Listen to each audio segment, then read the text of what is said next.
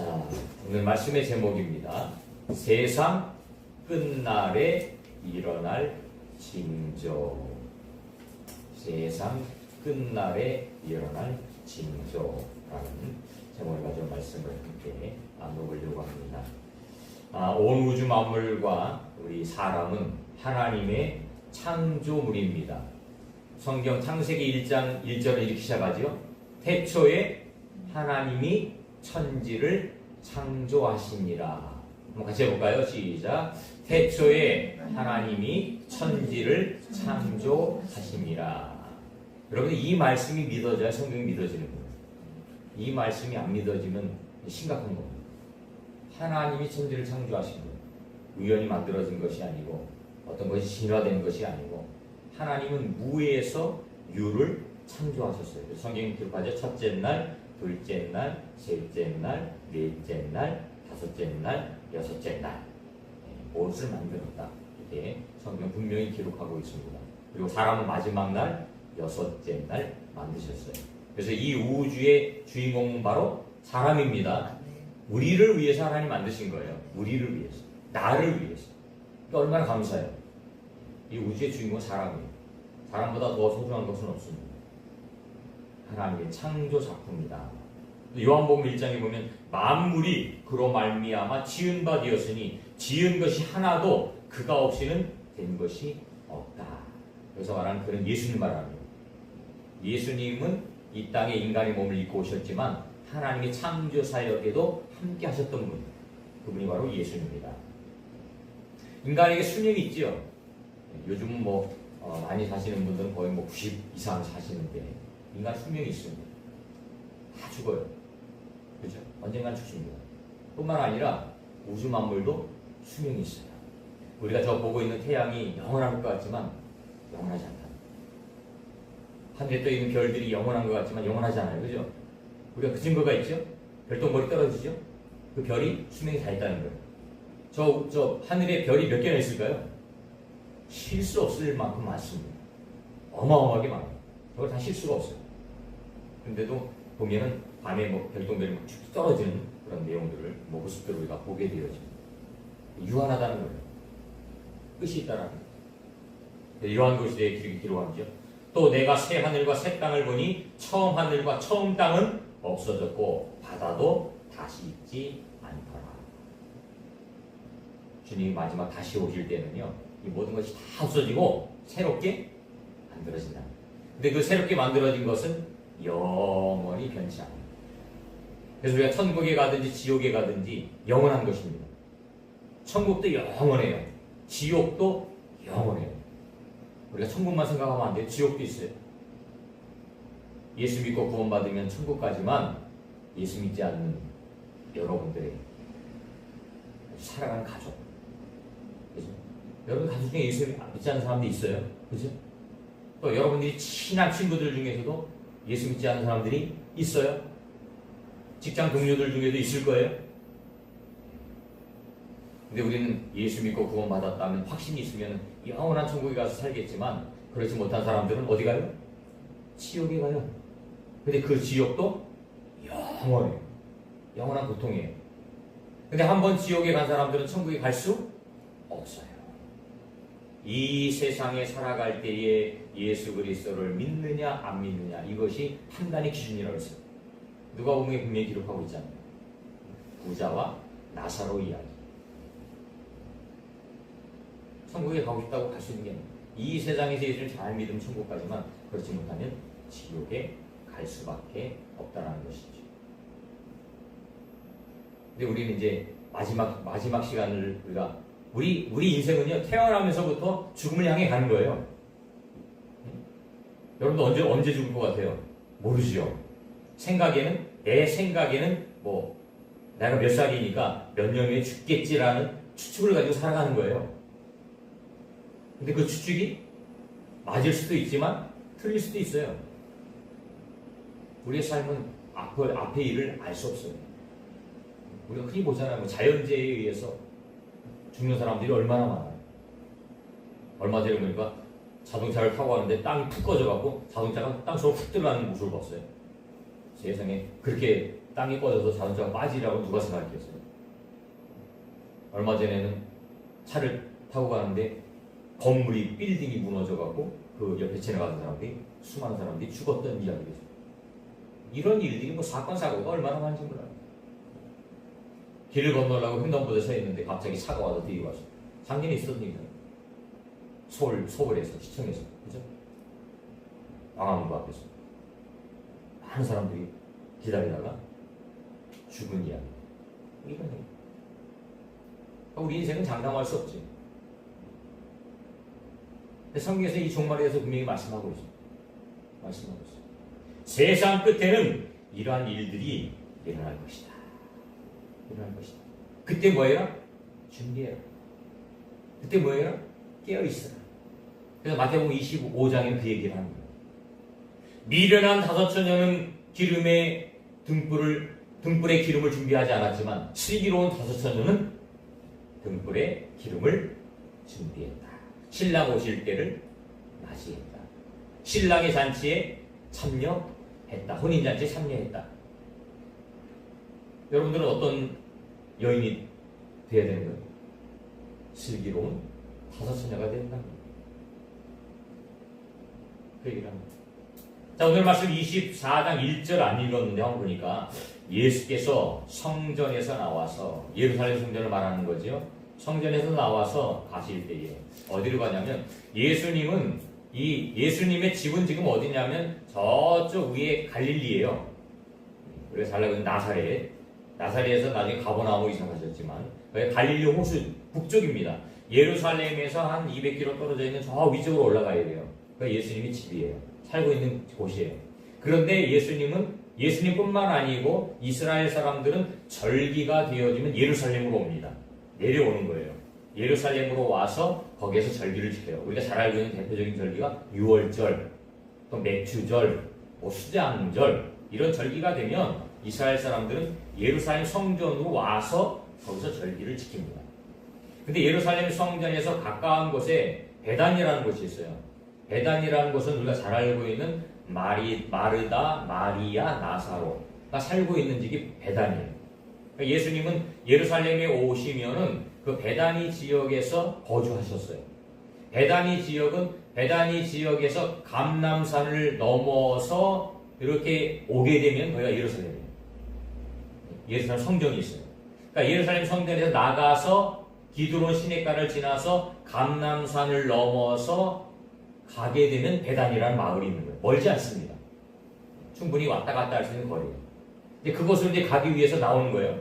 그것을 가기 위해서 나와서 가실 때 제자들이 성전 건물들을 가리켜 보이려고 나오니 대답하여 이르되 너희가 이 모든 것을 보지 못하느냐. 내가 진실로 너희에게 이르노니 돌 하나도 돌 위에 남지 않고 다 무너뜨려지리라. 그 성전을 보면서 제자들이 자랑을 하니까 예수님 뭐라고 그래요? 이 성전은 다 무너질 것이다. 이 말씀하세요. 무너질 것이다. 그러면서 3절 오늘 말씀이에요. 예수께서 감람산 위에 앉으셨을 때에 나오면서 그 말씀을 하셨는데 이제 길을 걸어갔어요. 길을 걸어가서 베다니로 가기 위해서는 감람산을 올라가야 돼요. 터널이 있는 게 아니라 산을 올라가서 고개를 넘어서 가야 베다니가 있는 거예요. 감람산이라고 우리가 표현하고 있는데 그 감람산은 올리브 나무가 많기 때문에 감람산이라고 그랬습니다. 올리브 그걸 우리가 그 예루살렘에 가면 올리브 마운틴이라고 써 있어요. 영어 이름으로 올리브 마운틴. 감람나무가 굉장히 많이 있습니다. 그래서 감람산이라고 이야기하고 거기가 우리가 예수님이 잘 알고 있는 기도했던 곳 겟세마네 동산이라고 표현하죠. 거기가 바로 감람산 밑에 있는 곳이 바로 겟세마네 동산입니다. 올라가요. 감람산 위에 꼭대기에 올라가면 그 예루살렘이 한눈으로 쫙 보여요. 아주 아름답게 잘 보입니다. 그때에 이제 예수님이 제자들 향해서 이야기하는 거예요. 3절에 예수께서 감람산 위에 앉으셨을 때에 제자들이 저에게 와서 이르되 우리에게 이르소서 어느 때에 이런 일이 있겠사오며 또 주의 임하심과 세상 끝에는 무슨 징조가 있사오리까. 지금 앞에서 이야기했던 것처럼 성전이 다 무너진다고 얘기했는데 어느 때에 이런 일이 있겠습니까? 그리고 세상 끝에는 어떤 징조가 일어나겠습니까? 라고 예수님에게 질문을 던지는 거예요. 그때 예수님이 대답하시는데 4절에 보니까 예수께서 대답하여 이르시되 너희가 사람의 미혹을 받지 않도록 주의하라. 많은 사람이 내 이름으로 와서 이르되 나는 그리스도라 하여 많은 사람을 미혹하리라. 말씀하십니다. 세상 끝에는 어떤 일이 일어난다고요? 많은 사람들이 내가 그리스도라고 이야기한다. 그러니까 미혹을 받지 않도록 해라. 이게 첫 번째입니다. 나는 그리스도로 하여 많은 사람을 미혹하리라. 이 말씀입니다. 우리가 성경을 복음이라고 이야기합니다. 복음의 실체는 누구예요? 예수 그리스도예요. 이 성경의 주인공은 누구예요? 예수 그리스도예요. 예수님의 이야기. 예수님의 하나님께서 타락한 인간을 위해서 구원의 길을 말씀하셨어요. 이게 복음이에요. 그게 창세기 3장 15절. 그게 뭔데요? 저를 주셔도요. 여자의 후손. 여자의 후손. 여자의 후손. 여자의 후손. 여자의 후손이 누군데요? 예수 그리스도. 예수 그리스도. 여자의 후손을 통해서 이 땅을 구원하실 것을 하나님은 말씀하십니다. 그리고 창세기 3장 15절을 원복음이라는 원복음. 창세기 3장 21절 저를 채우세요. 가죽옷의 비밀. 가죽옷의 비밀. 가죽옷의 비밀. 가죽옷의 비밀. 가죽옷의 비밀이 뭔데요? 아담과 하와가 선악과를 따먹고 죄를 짓고 부끄러워서 하나님을 피해 도망하지요. 무화과 나무 잎으로 치마를 해입습니다. 부끄러운 부분을 가려요. 근데 무화과 잎은 나무 잎은 처음에 땄을 때는 괜찮은데 조금 지나면 말라요. 말라서 부러져 버려요. 더 이상 안 되는 거예요. 안 가려지는 거예요. 그때 부끄러워서 숨어있던 그 아담과 하와에게 하나님은 가죽옷을 그들에게 주는 거예요. 그게 가죽옷의 비밀. 그게 뭐예요? 죄를 덮어주는 거예요. 죄를 덮어주는 거예요. 가죽옷을 만들기 위해 뭐가 필요해요? 양이 필요해요. 양이 필요해요. 그 양이 누구예요? 예수님이에요. 예수님. 6월절의 어린 양이 누구예요? 예수님이에요. 예수님. 요한이 예수님 향해서 이렇게 얘기해요. 보라, 세상 죄를 지고 가는 하나님의 어린 양이로다. 이게 구약 성경에 나와 있는 모든 사건과 절기와 모든 내용들은 누구를 이야기하는 것이다? 예수님을 이야기하는 것이다. 구약 성경에 예수님 없다고 예수님 이야기가 아닌 게 아니에요. 모든 곳곳은 예수님이 가지고 있어요. 예수님이 주인. 그래서 구약은 오실 메시아, 신약은 오실 그리스도. 자, 쫓아 한번 해볼게요. 시작. 구약은 오실 메시아, 신약은 오신 그리스도. 그럼 메시아는 뭐고 그리스도는 뭐예요? 메시아는 히브리어고 그리스도는 헬라어예요. 그 차이. 그 하나님의 약속이 2000년에 성취됐죠. 유대 땅 베들레헴. 하나님의 약속이에요. 예수님 오시기 전에 500년 전에 미가 선지자를 통해서 미가서 5장 2절에 보면 유대 땅 베들레헴에 예수님이 탄생할 것을 일어나셨어요. 그리고 예수님이 원래 거기서 태어나면 안 돼요. 예수님 어디서 태어나야 돼요? 자기가 살던 곳에 태어나야 되죠. 살던 곳이 어딘데? 그 엄마가 살던 곳이 어딘데요? 나사렛. 갈릴리 호수에 있는데 나사렛이에요. 거기서 태어나야 돼요. 근데 성경은 예수님 어디서 태어나야 돼요? 유대 땅 베들레헴이라는 지역에 태어나야 돼요. 갈릴리에서 베들레헴으로 올라가면 한참 내려와야 돼요. 200km 이상 내려와야 돼요. 그런데 성경의 말씀을 응하기 위해서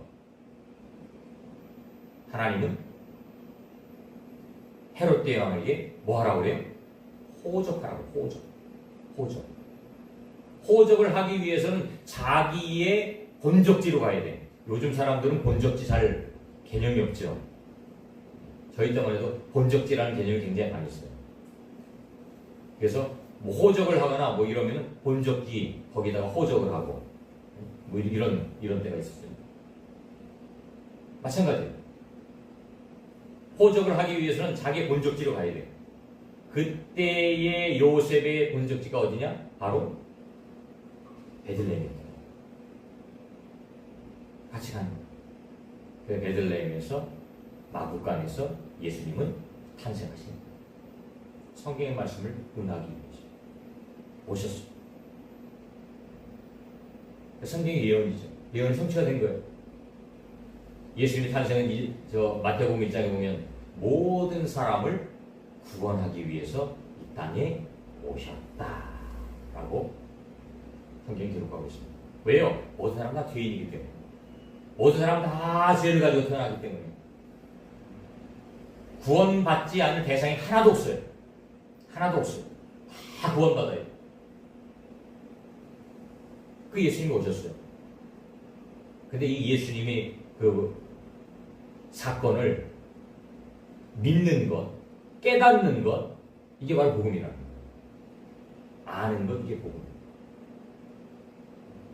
근데 이 복음이 모든 사람들에게 다 열려있지만 모든 사람들이 다 믿어요? 모든 사람이 다 인정해요? 그렇지 않아요. 복음을 거부하는 사람들이 있어요. 복음을 받아들이지 않는 사람들이 있어요. 누가 그럴까요? 사단에게 붙잡혀 있는 사람들은 그 복음을 받아들이지 못하는 거예요. 뿐만 아니고 자기가 자칭 예수다, 자기가 자칭 메시아다 라고 주장하는 사람들이 나오게 되어져요. 나오게 돼요. 우리나라에도 자칭 메시아가 엄청나게 많다고 그랬잖아요. 며칠 전에도 뭐 텔레비전을 보니까 JM에서 정명석이 지금 구속되어 있는데 원래는 처음에 25년을 뭐 선고받았다가 뭐 2심에서 뭐 17년으로 감형되었다 뭐 어쨌다 그런 얘기가 나오는데 정명석이가 자칭 메시아예요. 자기가 하나님이라는 거예요. 그러면서 여자아이들을, 젊은 아이들, 대학생들 이런 아이들 막 유혹을 해갖고 포섭을 하고 자기와 함께 자야 구원받는다 이런 교리를 내세워서 못된 짓을 하는 그런 모습을 보여요. 그런데 이단과 사이비들이 포커스는 뭐예요? 이단과 사이비들의 포커스는요, 첫 번째 물질적인 거예요. 물질을 빼앗는 거예요. 두 번째 성적인 쾌락을 누리는 거예요. 성적인 쾌락을 누리는 거예요. 이단과 사이비들이 거의 공통점인 거예요. 성적인 것에 이게 문제가 생깁니다. 이단과 사이비들이 유혹되면 빠지면 안 됩니다. 이 많은 사람들이 지금도 미혹되고 있습니다. 우리나라에도 수많은 사람들이 이제 자칭 메시아다, 자칭 구원자다. 근데요, 사람은요, 영적인 동물이기 때문에 한번 미혹되면 이게 헤어나집니다. 벗어나집니다. 그래서 내가 복음에 바로 서 있는 거, 내가 예수님 바로 믿는 거, 이게 축복입니다. 흔들리지 말아야 됩니다. 어저께도 제가 설교 준비하고 있는데 엘리베이터 소리 나서 잠깐 이렇게 내려봤더니 누가 하얀 봉투를 우리 교회 그 식당 앞에다가 이렇게 놓고 가는 거예요. 하얀 봉투를. 그래서 딱 여보세요. 그랬더니 후딱 내려가 도망가. 내가 뭔가 얼른 봐봤더니 신천지가 그 안에다 내용을 써놓고 도망가요. 내가 4층에서 창문도 내려봤잖아요. 여자 둘이 내려가요. 이마야 이거 하지 마. 그랬다. 솔직히. 뒤도 안 들어가고 도망가는 거예요.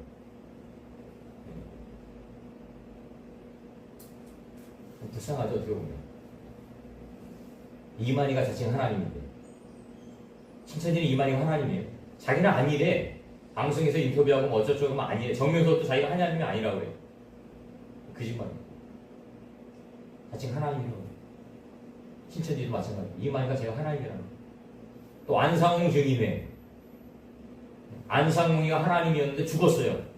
그랬더니 안상홍의 부인이 장길자인데 장길자가 이제는 하나님 어머니예요. 하나님이 아버지만 있냐? 하나님 어머니도 있다. 장길자가 지금 하나님 어머니. 하나님의 교회. 우리나라에 대표적으로 떠오르는 이단들이 신천지, 하나님의 교회. 이런 데. 옛날에 유행했던 그 천부교. 박태선이 알죠? 천부교. 우리 역곡에 가면 신앙촌이라고 있는데 역곡의 신앙촌, 저쪽에 부산의 기장에 가면 거기도 신앙촌이 있고 저쪽 경기도 어디도 신앙촌이 있고 막 있었어요. 신앙촌. 박태선이가 하나님이에요. 통일교 문선명이 자기가 하나님이라는 거예요. 교인들이 어마어마해요. 어마어마해요. 제가 옛날에 부천에 살 때 그 신앙촌을 가끔 가고 또 차량 운행하려고 간 적도 있었어요. 가보면요. 그 당시만, 지금은 이제 그거 다 허물어졌어요. 그 당시만 해도 할머니, 노인네들이 지금도 그 신앙촌 교회를 가느라고 그러고 다니더라고요. 그래서 그거 보면서 이게 정말 바뀌는 게 쉽지 않구나. 생각이나 사상이 바뀌는 게 쉽지 않구나. 세상에 많은 사람들이 이게 잘못된 거고 잘못된 이단이라는 걸 알고 있는데도 불구하고 거기에 한번 빠진 사람들은 헤어나질 못하는 거예요. 그러고 살아가고 있는 거예요. 어제 보니까 많은 사람이 내 이름으로 와서 이르되 나는 그리스도라 하여 많은 사람을 미혹하리라. 그런데 미혹을 받으면 안 된다는 거예요. 지금도 수많은 사람들이 미혹을 하고 있고 미혹을 당하고 있다는 거예요. 근데 복음에 확실한 복음을 가지고 있는 사람들은 미혹을 당하지 않아요. 당하지 않아요. 근데 복음에 확신이 없으니까, 복음에 확신이 없으니까 미혹당해서 끌려가. 끌려. 저와 여러분들은 주님이 다시 오실 때까지 이 복음을 확실히 붙잡고 미혹되면 안 됩니다. 두 번째로는 자 6절 7절 말씀입니다.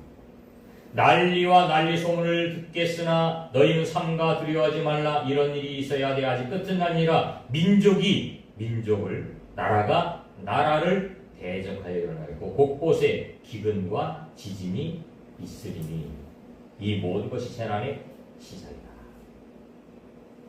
세상 끝에는요 전쟁과 기근과 지진이 있습니다.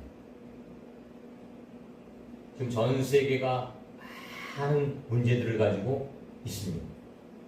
이상 기온으로 인해서 몸살을 앓고 있고 전쟁으로 인해서 몸살을 앓고 있고 우리나라도 지금 여름이 너무 긴 것 때문에 지금 채소들이 다 죽었다고 그래요. 배추 가격이 하나에 10,000원 20,000원이에요? 20,000원이래요. 안 싸니까 잘 모르는데 20,000원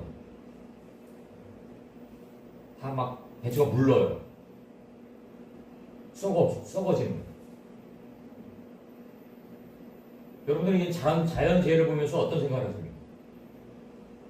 우리가 할 수 있는 게 너무 없구나. 그죠? 너무 없어요. 하나님이 지켜주셔야만 안 돼요. 근데 적당한 때에 적당한 기운을 우리가 가지고 살아가는 게 진짜 축복이라는 거예요. 지난주에는 미국의 토네이도가 뭐 태풍이 덮쳐갖고 엄청나게 피해를 봤죠. 사상자가 생기고. 뿐만 아니고 뭐 중국에는 물난리, 뭐 어디에서는 또 불, 이런 것들이 지금 전 세계 곳곳이 난립니다. 또 다큐멘터리를 보니까 남북과 북극의 얼음들이 녹아서 또 히말라야 산에 있던 시신들이 발견된대요. 왜? 오래전에 눈에 파묻혔던 사람들이 죽은 시신들이 이제 녹으니까, 눈이 녹으니까 그 사람들의 시신이 이제 하나씩 발견된다.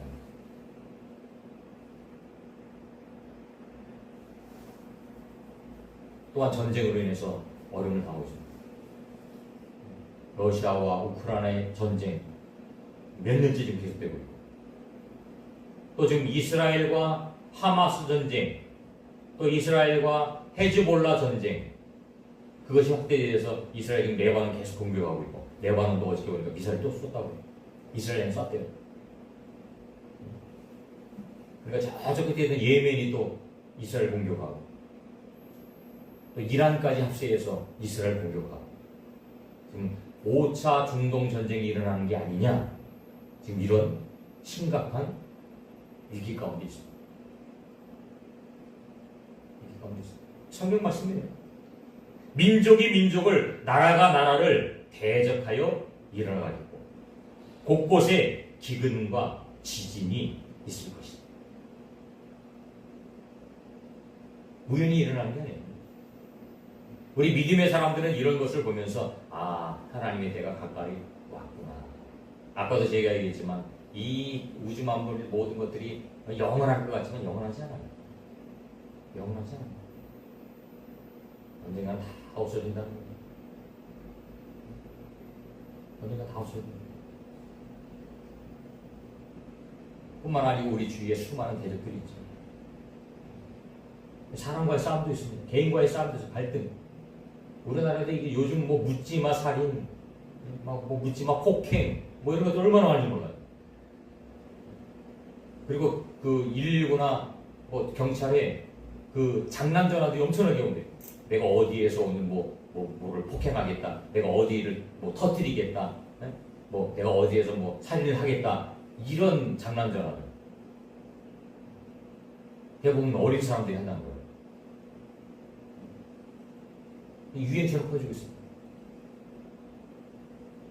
그러니까 사람들이 영혼이 그만큼 병들어가고, 영혼이 병들어가고 심각한 겁니다.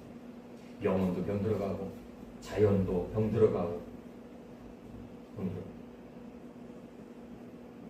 이 불안정한 세상에서 우리는 우리 믿음을 지켜야 돼요. 우리가 그것에 동요되면 안 돼요. 우리 믿음을 지켜야 돼요.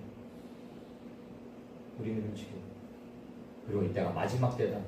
우리 항상 마지막 때다라는 생각을 하면서 우리의 생각을 천국에 같이 해야 돼요.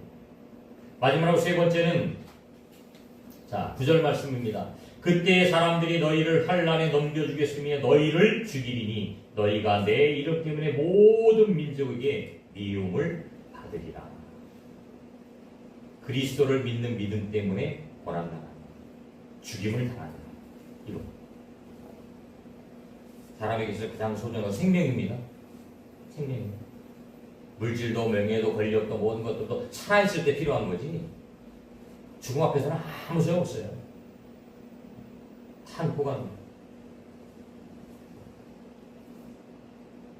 근데 사단은요 이 생명을 가지고 공격합니다. 생명을. 얼마 전에 텔레비 프로그램에 어떤 탤런트였는데 이 사람이 무속인 되는 것을 보여준 적이 있습니다. 어렸을 때 아역 탤런트였는데 무속인이 됐습니다. 안 되려고 발버둥을 쳤대요. 그런데 결국엔 무속인이 됐어요. 왜요? 죽음의 공포 때문에. 죽음의 공포를 이기지 못하고 결국에는 신내린 빛을 받게 되었습니다. 이게 제가 항상 말씀드리는 거예요. 사단 마귀는요 죽음의 공포로 오라는 거예요. 너 내 말 안 들으면 죽어 이거예요. 사람이 가장 두려워하는 게 뭐예요? 죽음의 공포예요. 그런데 우리 복음을 가지고 있는 사람들은 그 죽음의 공포를 이길 수 있습니다. 뛰어넘는 거예요. 뛰어넘는 거예요. 죽어? 죽여? 죽으면 천국 가는데. 천국 가는데. 왜? 우리는 믿음의 구원의 확신이 있으니까. 그죠? 근데 구원의 확신이 없는 사람들은 죽으면 어디 가요? 지옥 가잖아요. 지옥 가고 싶겠어요? 아니, 두려운 거예요. 그 죽음을 이렇게 호스피스 병동에 있는 사람들이 죽음을 맞이하는 사람들 보면 두 가지 부류가 있다고 그러잖아요. 한 부류는 죽음을 담담하게, 담대히, 감사함으로 맞이하는 사람들, 환한 모습으로 죽는 사람들. 또 한 사람들은, 한 부류는 죽음을 굉장히 두려워하는 사람들. 발발발 떤대요. 죽기 싫어하고 얼굴이 시커매지고. 그래서 그분들이 하는 얘기예요. 죽음을 담대히 맞이하고 감사함으로 맞이하는 사람들은 교회 다니는 사람들, 예수님 믿는 사람들, 그런 죽음을 맞이한다. 그분들은요, 자기가 죽을 때, 죽기 전에 예수님이 오신다는 거예요. 백마탄 예수님이 오시고, 마차가, 흰 마차가 자기를 데리러 온다는 거예요. 그 모습이 너무 감격스럽고, 너무 좋으니까 기쁜 거예요. 반면에, 구원에 확신 없는 사람들은 우리가 옛날에 전설 고향에서 봤던 것처럼 시커먼 옷을 입고 얼굴도 무섭게 생긴 그런 사람들이 자기를 데리러 온다는 거예요. 가고 싶겠어요? 가기 싫으니까 막 발버둥 치면서 얼굴이 시커매지고 죽음을 이렇게 두려워한다. 그 모습을 보면서 아, 이분들은 천국 가고 이분들은 지옥 가는구나 라고 느낀다는. 우리 외에 예수 믿는 사람들은 죽음을 두려워해서 안 됩니다. 죽음을 두려워해서 안 돼요. 죽음을 거부해서도 안 돼요. 왜? 이 세상보다요 죽어서 가는 천국이 더 아름답고 더 좋은 곳이에요. 더 좋은 곳이에요. 그러니까 죽음을 담대히 맞이하는 거예요. 감사함으로 맞이하는 거예요.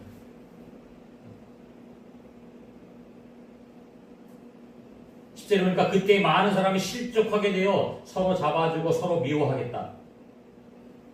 마지막 때 실족이 뭡니까? 넘어지는 거죠. 성경에서 실족은 믿음을 떠나는 거예요.